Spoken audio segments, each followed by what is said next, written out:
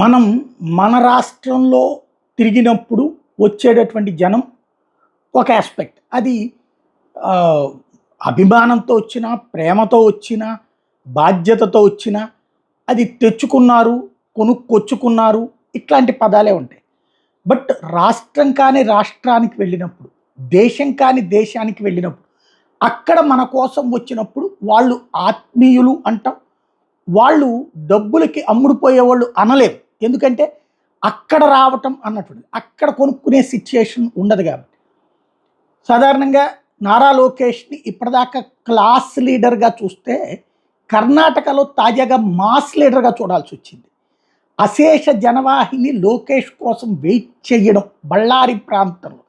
ఏదైతే ఒకప్పుడు గాలి జనార్దన్ రెడ్డి సొంత ప్రాంతం, అక్కడంతా ఓ రకంగా వైఎస్ అభిమానులు అట్లాగా ఆ బ్యాచ్ ఉంటారు అన్నటువంటి చోట, తర్వాత కాలంలో అదే ఆయన ఓడిపోయినా ఇప్పుడు మళ్ళీ గెలుచున్నటువంటి సిచ్యుయేషన్. అంటే వాళ్ళ పార్టీ ఓడిపోయినా తను గెలుచున్నాడు. అలాంటి ఏరియాలోనే బళ్ళారిలోనే లోకేష్‌కి పెద్ద ఎత్తున తెలుగు ప్రజానీకంలో ఎస్పెషల్లీ యువతరం వచ్చి ఘన స్వాగతం పలకడం అన్నటువంటిది పెద్ద చర్చనీయాంశమైంది. కర్ణాటకలో భారీ గజమాలలతో మంత్రిని సత్కరించడం, పెద్ద ఎత్తున బాణాసంచా కాల్చి మరి అక్కడ ఆయనకి స్వాగతం పలకడం అన్నటువంటిది ఊహించలేదు. తెలుగుదేశం కేడర్ కూడా ఊహించలేదు. అంటే అక్కడ లోకల్‌గా ఉన్నటువంటిది ఎవరో ఆర్గనైజ్ చేసుంటారు. పార్టీ నాయకులే ఆర్గనైజ్ చేస్తారు. బట్ ఇదివరకు ఇట్లా లేదు. ఇక్కడి నుంచి వెళ్ళిన కార్యకర్తలకి లోకేష్ కోసం, లోకేష్ వెనకాల వెళ్ళిన అనంతపురం జిల్లా కార్యకర్తలకి అక్కడ ఒక్కసారిగా లభించినటువంటి ఆ ఘన స్వాగతం చూసి ఆశ్చర్యపోయారు.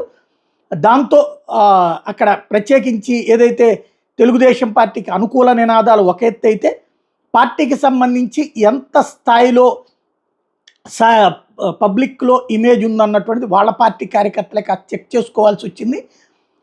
ఈ సందర్భంగా అక్కడ మాట్లాడారు కూడా. 2023 సెప్టెంబర్ 9న ఏ తప్పు చేయని చంద్రబాబు గారిని అరెస్ట్ చేసినప్పుడు మా కుటుంబం ఎంతో వేదనకి, ఆందోళనకు గురైనప్పుడు క్లిష్టమైన సమయంలో బళ్ళారి ప్రాంతం మా కుటుంబానికి అండగా నిలిచింది, అభయంగా నిలిచింది. భయానక వాతావరణం నెలకొన్న రోజుల్లోనే ధైర్యంగా బయటకు వచ్చి బళ్ళారి గడ్డ మీద మీరు చేసిన ధర్నా ప్రపంచవ్యాప్తంగా ఉన్న తెలుగు వాళ్ళందరిలో స్ఫూర్తిని నింపింది.